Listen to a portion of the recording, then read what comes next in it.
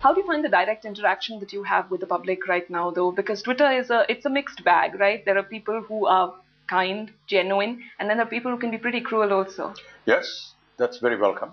It doesn't hurt? I think if you're in a forum which is involving the public, then you must be prepared for that. Life isn't all, honey and roses. There's a lot of anger, there's a lot of criticism, there's a lot of abuse. We are in a profession where we are constantly asking endorsement from the public, and they have a right as a free citizen to express themselves. But criticism is fine. Why is abuse fine? Well, that's their point of view. Okay, you don't think that's unfair for a person to abuse you simply because you've given them an opportunity to have direct interaction? Yeah, that's fair enough. Yeah, I don't mind that. But if it's going to come on a forum which is going to get public, then the language and the usage of the language should be controlled. So if there are words and there are expressions used which I find are unethical, X-rated, and I feel that I'm not comfortable either reading it or listening to it or seeing it in print, I warn them and I tell them that this kind of language is wrong and I'm deleting you. There was a person actually sending you not just abusive comments on your blog, but also actually SMSing you, right? That's right, yeah. Okay. But for you, I mean, because you said, it's a public forum and people, but I mean, how can you, there are actually so many people out there. How much can you control? You cannot. Why do you expose yourself to this? How can you stop it? Why are you on Twitter? Why Doesn't not? it hurt you? No, I don't think that I'm going to get off the Twitter just because there's one crazy guy who's abusing me. But there are more than one crazy guy. Okay, let them be millions. But there are many others who are also friendly and nice and conversational and intelligent and make a very valuable contribution. I would not like to ignore that.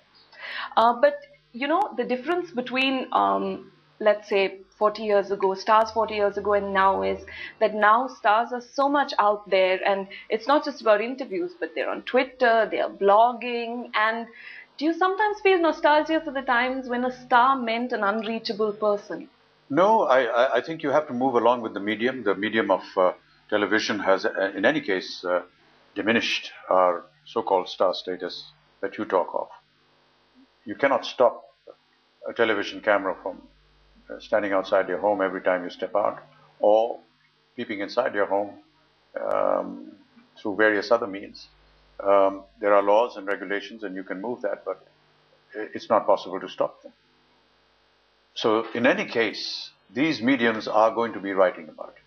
They are going to be, exhibiting what you're doing, where you go, what you wore, what you said. It's so easily available to them because of the medium, because of the construct of the medium. And no matter how hard we may try to be away from them, it has now become an impossibility. So when you can't beat them, you join them. Yes, but when the media covers you, you're still the distant star to the public. Okay. Whereas when you're on Twitter and you're blogging, then you're getting direct feedback from the public, of course, which is great. But you're also, that means, directly available to anyone and everyone.